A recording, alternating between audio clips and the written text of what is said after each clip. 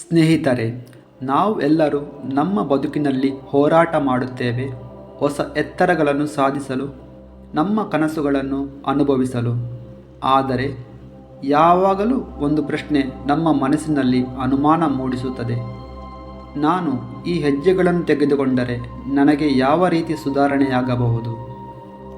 ಈ ಕಥೆಯನ್ನು ನೀವು ನೋಡಿ ನಿಮ್ಮ ಮನಸ್ಸಿನಲ್ಲಿರುವ ಎಲ್ಲ ಅನುಮಾನಗಳನ್ನು ದೂರ ಮಾಡಿ ನೀವು ನಿಮ್ಮ ಜೀವನವನ್ನು ಅನುಮಾನದಿಂದ ನೋಡುವ ದೃಷ್ಟಿಕೋನವೇ ಬದಲಾದೀತು. ಅಂತಹ ಅಸಾಧಾರಣ ಅನುಭವಕ್ಕೆ ನಾನು ಇಂದು ನಿಮ್ಮನ್ನು ಕರೆತಂದಿದ್ದೇನೆ. ಈ ಮಣ್ಣಿನ ಮೇಲೆ ಜನ್ಮ ತಾಳಿದ ಎಲ್ಲರೂ ಸಾಮಾನ್ಯರಾಗಿರುತ್ತಾರೆ. ಆದರೆ ತಮ್ಮ ಸಂಕಲ್ಪದಿಂದ ಅವರು ಅಸಾಮಾನ್ಯರಾಗುತ್ತಾರೆ. ಈ ಕತೆ ಅದೆಂತಹ ವ್ಯಕ್ತಿಯದ್ದು. ಬಿಹಾರದ ಒಂದು ಸಣ್ಣ ಹಳ್ಳಿಯಲ್ಲಿ ಹುಟ್ಟಿ ತನ್ನ ಪ್ರೀತಿಗಾಗಿ ಅಸಾಧ್ಯವೆಂದೇ ಕಾಣುತ್ತಿದ್ದ ಪರ್ವತವನ್ನು ಹೊಡೆದು ದಾರಿಯನ್ನೇ ನಿರ್ಮಿಸಿದ ಮಹಾನ್ ಮನಸ್ಸಿನದ್ದು. ಅವರೇ ಮೌಂಟನ್ ಮ್ಯಾನ್ ದಶರಥ್ ಮಾಂಝಿ. ದಶರಥ್ ಮಾಂಝಿಯ ಜೀವನ ತುಂಬ ಸರಳ. ಅವರು ತಮ್ಮ ಪತ್ನಿ ಫಗುನಿ ದೇವಿಯ ಜೊತೆ ಜೀವನ ನಡೆಸುತ್ತಿದ್ದರು. ಕಷ್ಟದಲ್ಲೂ ಸಂತೋಷ ಕಂಡುಕೊಳ್ಳುತ್ತಿದ್ದವರಾಗಿದ್ದರು. ಪತ್ನಿಯ ನಗುವೇ ಅವರ ಬದುಕಿನ ಬೆಳಕಾಗಿತ್ತು.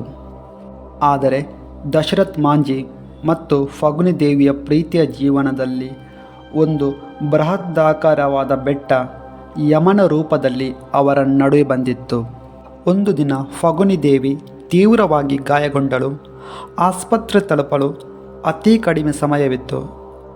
70 ಕಿಲೋಮೀಟರ್ ಆ ಬೆಟ್ಟವನ್ನು ಸುತ್ತಿ ಹೋಗುವಷ್ಟರಲ್ಲಿ ಅವಳ ಜೀವ ಹಾರಿ ಹೋಗಿತ್ತು. ಅವರ ಕಣ್ಣೆದುರಿಗೆ ತನ್ನ ಪ್ರೀತಿಯ ಪತ್ನಿ ಪ್ರಾಣ ಬಿಟ್ಟಳು. ಆ ದಿನ ಅವರು ಶಪಥ ಮಾಡಿದರು, ನಾನು ಈ ಪರ್ವತವನ್ನು ಒಡೆದು ದಾರಿ ಮಾಡುತ್ತೇನೆ. ಪರ್ವತವನ್ನು ಒಡೆಯುವುದೆಂದರೆ ಆವತ್ತಿನ ಕಾಲಕ್ಕೆ ಒಂದು ತಮಾಷೆಯ ಮಾತಾಗಿತ್ತು. ಯಾಕೆಂದರೆ ಇಂದಿನ ಹಾಗೆ ಆಧುನಿಕ ಉಪಕರಣಗಳು ಅವರ ಬಳಿ ಇರಲಿಲ್ಲ. ಊರವರ ಬಳಿ ಸಹಾಯ ಕೇಳಿದರೂ ಎಲ್ಲರೂ ನಕ್ಕು ಅವರನ್ನು ತಿರಸ್ಕರಿಸಿದರು. ಆದರೆ ದಶರಥ್ ಮಾಂಝಿ ತನ್ನ ದೃಢ ಸಂಕಲ್ಪದಿಂದ ಮರುದಿನವೇ ಸುತ್ತಿಗೆ ಮತ್ತು ಉಳಿಯನ್ನು ಹಿಡಿದು ಬೆಟ್ಟದ ಕಡೆಗೆ ಹೋದರು. ಸ್ನೇಹಿತರೆ, ನೀವು ಒಮ್ಮೆ ಯೋಚಿಸಿ ನೋಡಿ, ಕೇವಲ ಒಂದು ಸುತ್ತಿಗೆ ಉಳಿಯಿಂದ ಬೆಟ್ಟವನ್ನು ಒಡೆಯುವುದನ್ನು. ಇದು ಅಸಾಧ್ಯವಾದ ಮಾತು.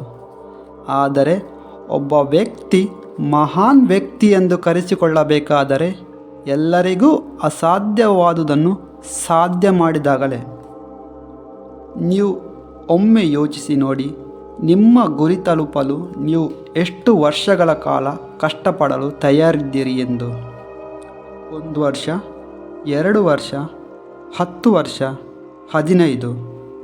ಆದರೆ ಆ ವ್ಯಕ್ತಿ ಬರೋಬ್ಬರಿ 22 ವರ್ಷಗಳ ಕಾಲ ತನ್ನ ಗುರಿ ಮತ್ತು ಸಂಕಲ್ಪದೆಡೆಗೆ ಕಠಿಣ ಪರಿಶ್ರಮದಿಂದ ಕೆಲಸ ಮಾಡಿದರು. ಅವರು ತಯಾರಿಸಿದ ದಾರಿ 110 ಮೀಟರ್ ಉದ್ದ, 9 ಮೀಟರ್ ಅಗಲ, 7 ಮೀಟರ್ ಆಳವಾಗಿತ್ತು. ಅವರ ಈ ಮಾರ್ಗದಿಂದ ಆ ಬೆಟ್ಟದ ಕಡೆಯಿಂದ ಇನ್ನೊಂದು ಕಡೆಗೆ ತಗೊಳ್ತಿದ್ದ 55 ಕಿಲೋಮೀಟರ್ ದೂರವನ್ನು 15 ಕಿಲೋಮೀಟರ್ಗೆ ತಂದು ನಿಲ್ಲಿಸಿದರು. ಅವರ ಹಂಬಲ ಏನು? ಯಾರೊಬ್ಬರೂ ಅವರ ಪ್ರೀತಿಯವರನ್ನು ಕಳೆದುಕೊಳ್ಳಬಾರದು.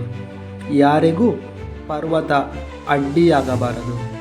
ಇಂದು ದಶರಥ್ ಮಾಂಝಿಯ ಹೆಸರು ಇಡೀ ಭಾರತದಲ್ಲಿ ಗೌರವದಿಂದ ಉಲ್ಲೇಖಿಸಲಾಗುತ್ತದೆ. ಅವರ ಪ್ರೇಮ, ಸಂಕಲ್ಪ ಮತ್ತು ಶ್ರಮವೇ ಅವರಿಗೆ ಅಜರಾಮರತೆ ತಂದಿತು. ಸ್ನೇಹಿತರೆ, ಈ ಕತೆ ನಮಗೆ ಏನು ಕಲಿಸುತ್ತದೆ? ನಿಮ್ಮ ಕನಸು ಎಷ್ಟು ದೊಡ್ಡದೋ ನಿಮ್ಮ ಪ್ರಯತ್ನವೂ ಅದಕ್ಕಿಂತ ದೊಡ್ಡದಾಗಿರಬೇಕು. ನಂಬಿಕೆ, ಶ್ರಮ ಮತ್ತು ಪ್ರೀತಿಯ ಶಕ್ತಿ ಪ್ರಪಂಚವನ್ನೇ ಬದಲಾಯಿಸಬಲ್ಲದು.